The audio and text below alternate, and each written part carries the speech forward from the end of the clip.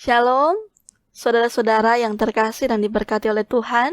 Sungguh luar biasa kasih sayang dan kebaikan Tuhan dalam kehidupan kita di hari ini.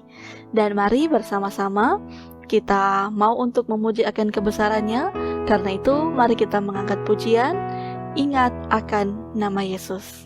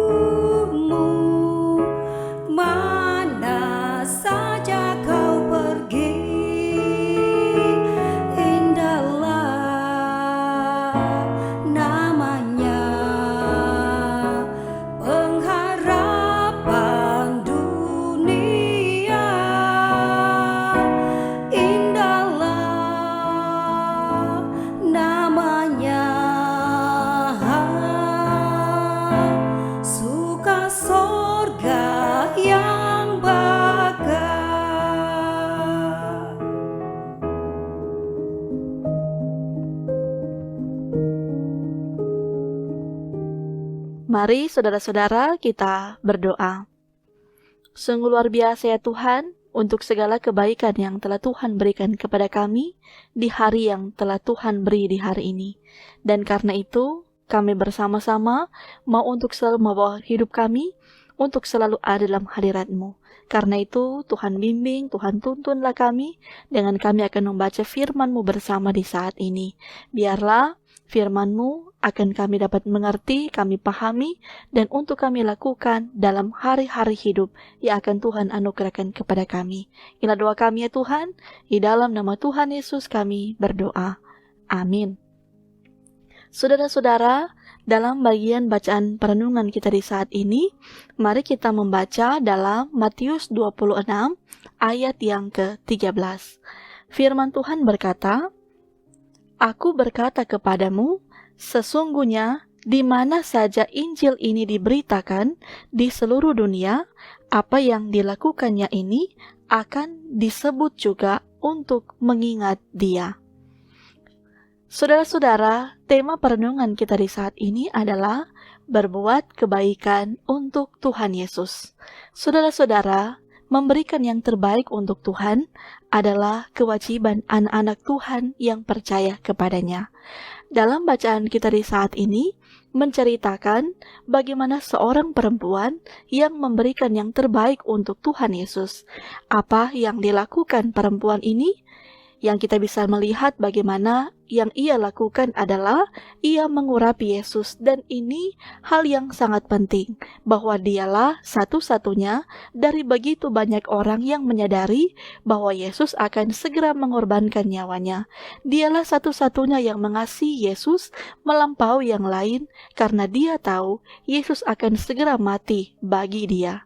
Karena dia mengetahui betapa besar kasih Yesus bagi dia dan semua orang percaya yang dipilih oleh Bapa di surga, maka ia pun mempersiapkan hal yang paling baik yang dapat ia lakukan. Sebagaimana perempuan ini, ia membeli minyak narwastu yang sangat mahal.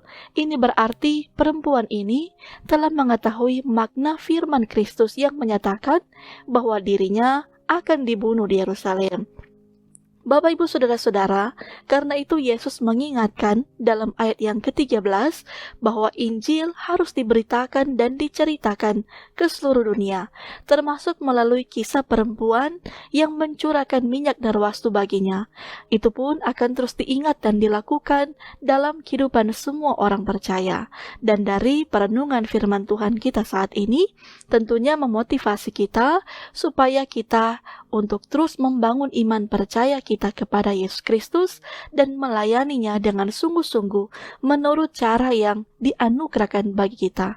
Karena perbuatan perempuan yang meminyaki kepala Yesus Kristus diperhitungkan Yesus Kristus sebagai bagian dari Injil yang akan diceritakan dalam sejarah kehidupan orang percaya. Itulah juga yang akan memotivasi kita untuk terus melayani Yesus Kristus melalui bidang kehidupan masing-masing kita. Maka pasti semua perbuatan baik yang kita lakukan untuk melayaninya dengan iman akan diperhitungkan juga sebagai cerita bagi generasi gereja yang akan datang, termasuk bagi anak cucu kita. Oleh karena itu, kita diajak untuk ingatlah terus nama Tuhan dan jangan pernah melupakannya. Teruslah mengingat pengorbanan Tuhan Yesus di kayu salib demi menebus dosa kita semua. Suatu pengorbanan yang tidak mudah, suatu pengorbanan melalui proses kebencian, derita, dan kepedihan, serta berakhir kepada kematian. Suatu pengorbanan yang sangat mahal harganya dan tidak dapat kita balas. Tuhan memberkati kita sekalian. Amin. Mari kita berdoa. Terima kasih ya Tuhan, ketika kami semua boleh dituntun oleh Tuhan membaca firman-Mu bersama di saat ini. Mengingatkan kami kembali bahwa untuk terus senantiasa mewartakan kabar sukacita tentang Tuhan dalam setiap kehidupan kami, dan terus senantiasa melakukan segala kebaikan, bahkan tidak melupakan Tuhan dalam setiap perjalanan kehidupan kami. Dan biarlah itu pun akan terus memotivasi kehidupan kami untuk dapat melakukannya dalam hari-hari hidup kami. Karena itu ya Tuhan, diberkatilah selalu perjalanan kehidupan kami sekalian, terlebih khusus untuk kehidupan kami di hari ini, dalam kerja, aktivitas, dalam usaha, dalam studi, biarlah semuanya ada dalam campur tangannya Tuhan, sehingga kami terus diberkati, disertai, baik pribadi kami maupun keluarga kami masing-masing. Bermohonlah pula kami kepadamu ya Tuhan, bagi kehidupan saudara-saudara kami, ketika mereka dalam gumul sakit, Tuhan akan menolong mereka, memulihkan mereka dengan jamahan tangan Tuhan, biarlah mereka menikmati kesembuhan. Bahkan bagi mereka yang bergumul dalam gumul duka cita, Tuhanlah pula akan menghiburkan mereka dengan ketabahan dan kesabaran. Bahkan bagi mereka pula yang dalam pergumulan masalah, Tuhan ya yang akan menolong, membukakan jalan, dan sehingga kami akan percaya penyertaan pemeliharaan Tuhan pula akan selalu Tuhan anugerahkan bagi kehidupan kami semua, terlebih khusus bagi kehidupan kami di hari ini. Dan oleh karena itu ya Tuhan, inilah sukacita, syukur yang kami panjatkan kepadamu, hanya di dalam nama Tuhan Yesus yang telah mengajarkan kami untuk berdoa bersama-sama. Bapa kami yang di sorga, dikuduskanlah namamu, datanglah kerajaanmu, jadilah kehendakmu di bumi seperti di sorga. Berikanlah kami pada hari ini makanan kami yang secukupnya, dan ampunilah kami akan kesalahan kami, seperti kami juga mengampuni orang yang bersalah kepada kami.